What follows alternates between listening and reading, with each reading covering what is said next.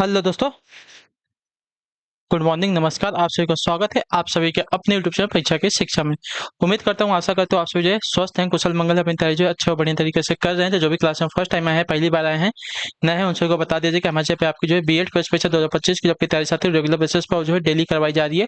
तो जिसे भी अपनी तैयारी पूरी करनी है, कंप्लीट करनी है, क्या करेंगे, चैनल को सब्सक्राइब करके आप लोग हमारे साथ जुड़ जाएंगे। ठीक है।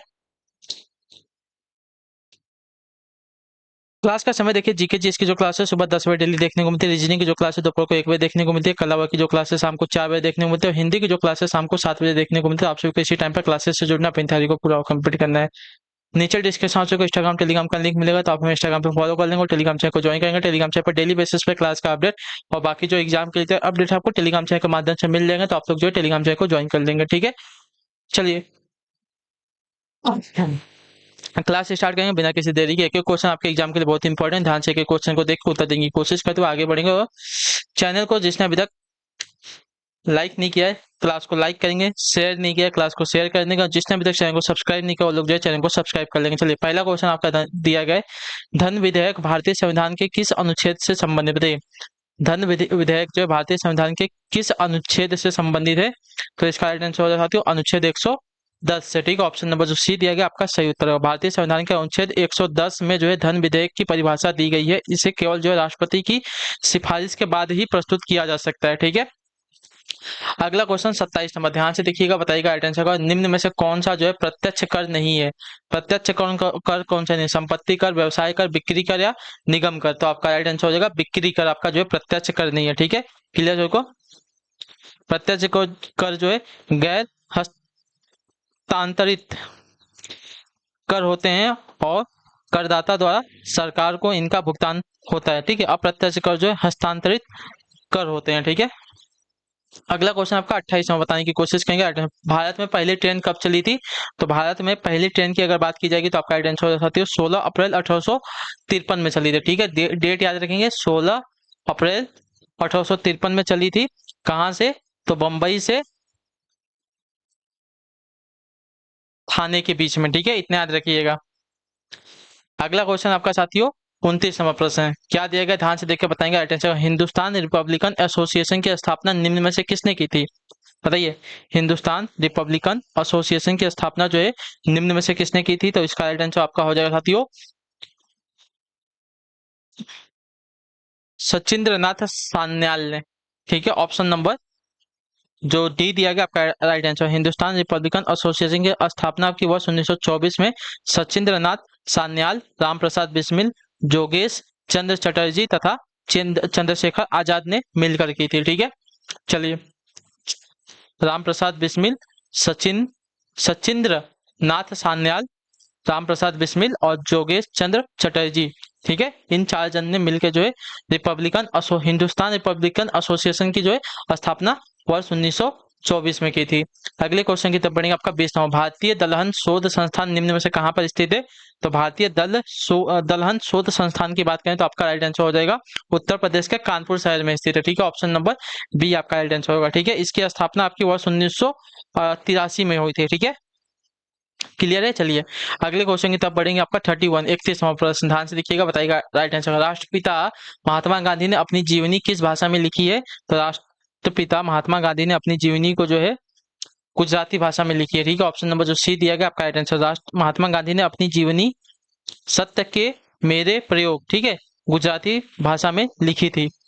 अगले क्वेश्चन की तरफ बढ़ेंगे। आपका 32वां प्रश्न पूछा गया है, क्या, ध्यान से देख के बताएंगे राइट आंसर क्या हो जाएगा। भारत के प्रथम मानव युक्त अंतरिक्ष मिशन कौन सा, बताइए। भारत का प्रथम मानव युक्त अंतरिक्ष मिशन कौन सा है। तो भारत का प्रथम मानव युक्त अंतरिक्ष जो आपका मिशन है गगनयान है। ठीक है। तो ऑप्शन नंबर जो ये दिया गया आपका राइट आंसर होगा। भारत का प्रथम मानव युक्त अंतरिक्ष मिशन जो है गगनयान वर्ष 2023 में इसरो द्वारा लॉन्च किया जाए। ठीक है। अगला क्वेश्चन आपका साथियों 33 नंबर, ध्यान से देखिएगा, बताइएगा राइट आंसर होगा। अमेरिका द्वारा हिरोशिमा पर गिराए गए परमाणु बम का नाम क्या था। तो इसका राइट आंसर हो जाएगा साथियों लिटिल बॉय। ठीक है। ऑप्शन नंबर जो बी दिया गया आपका राइट आंसर। अमेरिकी वायुसेना ने जो है 6 अगस्त 1945 को, ठीक है, 6 अगस्त 1945 में जापान के हिरोशिमा पर जो है हिरोशिमा पर, ठीक है, 6 अगस्त 1945 को हिरोशिमा पर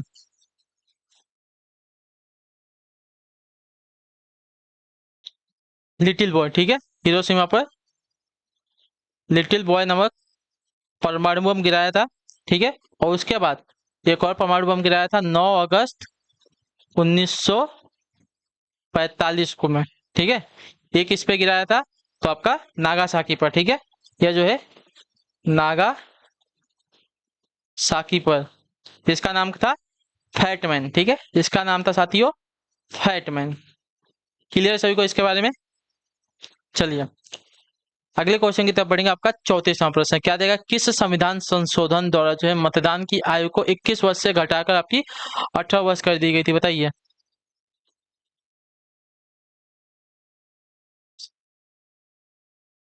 तो इसका राइट आंसर हो जाएगा साथियों 61वां संविधान संशोधन अधिनियम 1989 का ऑप्शन नंबर जो ए दिया गया आपका राइट आंसर। 61वां संविधान संशोधन अधिनियम 1989 द्वारा जो है संविधान के अनुच्छेद 326 का संशोधन करके जो है मताधिकार की जो आयु है 21 से घटाकर 18 वर्ष कर दी गई थी, ठीक है।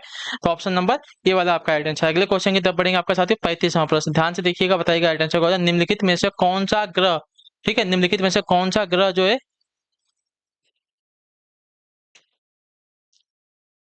निम्नलिखित में से कौन सा ग्रह जो है सौर मंडल का आखिरी ग्रह है? तो इसका राइट आंसर आपका हो जाएगा साथियों नेपच्यून, वरुण। ऑप्शन नंबर जो बी दिया गया आपका राइट आंसर होगा, ठीक है। क्लियर से इसके बारे में, सौर मंडल का 8वां ग्रह आपका नेपच्यून यानी कि वरुण है। वर्ष 2006 से पूर्व प्लूटो को जो है सौर मंडल का अंतिम ग्रह माना जाता था, परंतु बाद में जो है इसे बौना ग्रह घोषित कर दिया गया था, ठीक है।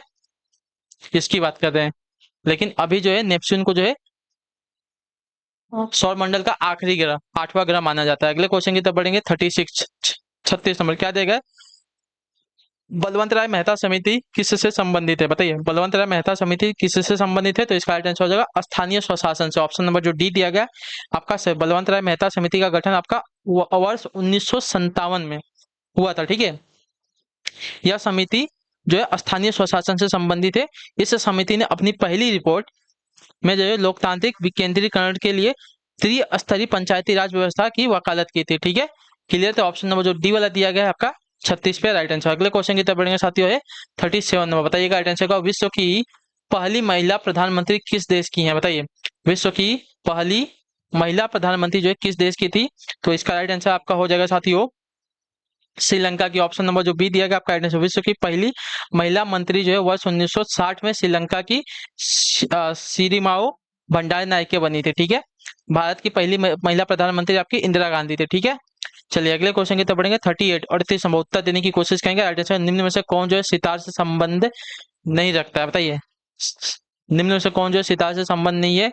तो इसका राइट आंसर हो जाएगा साथियों उस्ताद अलाउद्दीन खान। ऑप्शन नंबर जो सी दिया गया आपका राइट आंसर। उस्ताद अलाउद्दीन खान जो है सरोद वाद्य यंत्र से संबंधित है, ठीक है। निखिल बनर्जी, पंडित रविशंकर और विलायत खान जो है सितार वाद्य यंत्र से संबंधित है। अगला है आपका 39वां प्रश्न दिया गया निम्नलिखित में से कौन जो है प्रतिष्ठित अर्जुन पुरस्कार 2022 का विजेता नहीं है? तो इसका राइट आंसर आपका हो जाएगा साथियों शरत कमल अचेता, ठीक है। ऑप्शन नंबर जो सी दिएगा आपका राइट आंसर। प्रसिद्ध टेबल टेनिस खिलाड़ी शरत कमल अचंता है, ठीक है। अचेता ने अचंता को वर्ष 2022 का प्रतिष्ठित मेजर ध्यानचंद खेल रत्न पुरस्कार दिया गया था, जबकि शेष जो है सभी को अर्जुन पुरस्कार 2022 से जो है सम्मानित किया, सीमा पुनिया को, निकहत को और साक्षी कुमारी को। अगले क्वेश्चन की तरफ बढ़ेंगे आपका 40। भारत का सर्वोच्च वीरता पुरस्कार कौन सा है? तो भारत का सर्वोच्च वीरता पुरस्कार आपका यहाँ पे परमवीर चक्र। ऑप्शन नंबर जो डी दिया गया है साथियों आपका सही उत्तर होगा, ठीक है। यह भारत का सर्वोच्च सैन्य अलंकरण है, ठीक है। चलिए 41 नंबर कौन नाभिकीय भौतिक विज्ञान के जनक के रूप में जो है जाना जाता है? तो इसका राइट आंसर आपका हो जाएगा साथियों अर्नेस्ट रदरफोर्ड। ऑप्शन नंबर जो बी दिया गया आपका राइट आंसर। नाभिकीय भौतिक विज्ञान के जनक जो है अर्नेस्ट रदरफोर्ड हैं। उन्होंने जो है रेडियो सक्रियता पर अध्ययन अनुसंधान किया। उन्होंने परमाणु के अंदरूनी ढांचे के बारे में जो है सर्वप्रथम जानकारी दी थी, ठीक है। चलिए अगले क्वेश्चन की तरफ बढ़ेंगे आपका 42 नंबर, बताने की कोशिश करेंगे राइट आंसर। टाइफाइड किस रोग जनक के कारण होता है, बताइए। टाइफाइड जो है किस रोग जनक के कारण होता है? तो टाइफाइड जो आपका होता है साथियों एक जीवाणु यानी कि बैक्टीरिया के कारण, ठीक है। ऑप्शन नंबर जो बी दिया गया आपका राइट आंसर होगा, ठीक है। टाइफाइड एक जीवाणु यानी कि बैक्टीरियल संक्रमण है। यह जो है साल्मोनेला टाइफी बैक्टीरिया से होता है, ठीक है। टाइफाइड को जो है आंत्रजोर भी कहते हैं, ठीक है।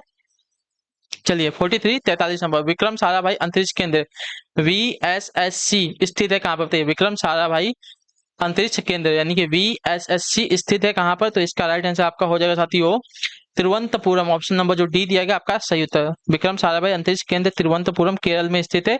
यह जो है इसरो का सबसे बड़ा एवं महत्वपूर्ण केंद्र है। इसकी स्थापना वर्ष 1963 में हुई थी। ठीक है, वर्ष 1963 में जो है इसकी स्थापना हुई थी। अगला है आपका 44 नंबर, प्रश्न है ध्यान से देखकर बताने की कोशिश करेंगे। सही उत्तर वर्ष 2011 की जनगणना के अनुसार भारत के किस राज्य की जनसंख्या सबसे कम है बताइए।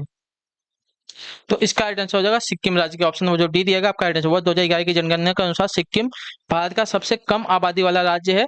ठीक है, भारत में सबसे अधिक आबादी वाला राज्य जो उत्तर प्रदेश है।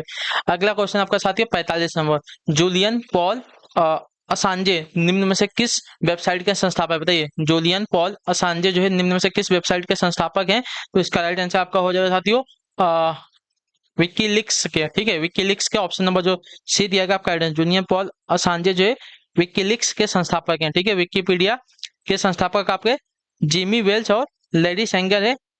नेटस्केप के फाउंडर आपके एंडरसन और क्लार्क हैं। गूगल के लेरी पेज और सरगेई ब्रिन है। ठीक है, अगला क्वेश्चन आपका साथियों 46 46 नंबर, वह दर जिस पर आरबीआई बैंक को कर्जा देता है बताइए। वह दर जिस पर आरबीआई बैंकों को कर्जा देता है कौन सा है, तो वह दर आपका है रेपो रेट। ठीक है, ऑप्शन नंबर जो ये दिया गया आपका राइट आंसर होगा। वह दर जिस पर रिजर्व बैंक ऑफ इंडिया बैंकों को कर्ज देता है उसे रेपो रेट कहते हैं।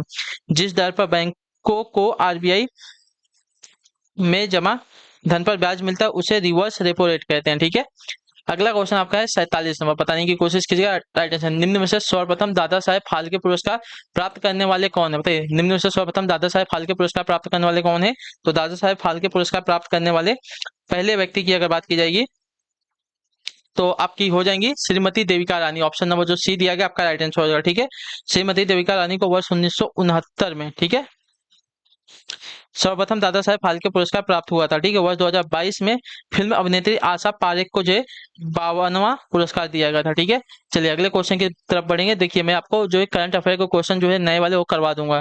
जैसे आपके एग्जाम पास आएंगे उससे 10 दिन पहले आपके जो करंट अफेयर के क्वेश्चन है पूरे के पूरे कंप्लीट हो जाएंगे। ठीक है, भारत के अंतिम गवर्नर जनरल कौन थे, तो भारत के अंतिम गवर्नर जनरल की बात की जाएगी तो आपका राइट आंसर होगा सी राजगोपालाचारी। ऑप्शन नंबर ए वाला आपका राइट आंसर हो जाएगा। ठीक है, भारत के अंतिम गवर्नर जनरल वर्ष 1948 से 1950 तक जो चक्रवर्ती राजगोपालाचारी थे। वर्ष 1950 में इस पद को जो है पूर्ण रूप से समाप्त कर दिया गया।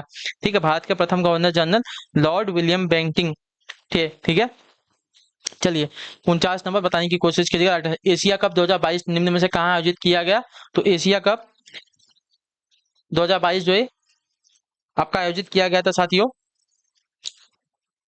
यूएई में। ठीक है, ऑप्शन नंबर जो सी दिया गया आपका राइट आंसर। एशिया कप 2022 का आयोजन श्रीलंका की मेजबानी में यूएई में किया गया था। ठीक है, इसका आयोजन पहले श्रीलंका में होना था, वहां की आर्थिक एवं राजनीतिक स्थिति के चलते इसका आयोजन जो है स्थल यूएई बना दिया गया। अगला आपका साथियों 50 नंबर आखिरी क्वेश्चन, मूंगफली का सबसे बड़ा उत्पादक देश कौन सा है, तो मूंगफली का सबसे बड़ा उत्पादक देश आपका चीन है। ऑप्शन नंबर जो डी दिया गया साथियों आपका राइट आंसर। ठीक है, चलिए इसी के साथ जो आपकी क्लास है आज की यहीं पे कंप्लीट होते हैं। आई होप आपको क्लास जो साथी अच्छी लगी, पसंद है तो क्लास को लाइक कर देंगे, चैनल पहली बार है तो चैनल को सब्सक्राइब कर देंगे और हमें जो है कमेंट में फिर क्लास के बारे में जो आपको क्लास कैसी लगे हाँ आपसे मिलता है आपकी अगली क्लास है। तब तक के लिए टाटा बाय बाय, जय हिंद जय भारत। आपसे क्लास से जुड़ने के लिए बहुत बहुत ही धन्यवाद।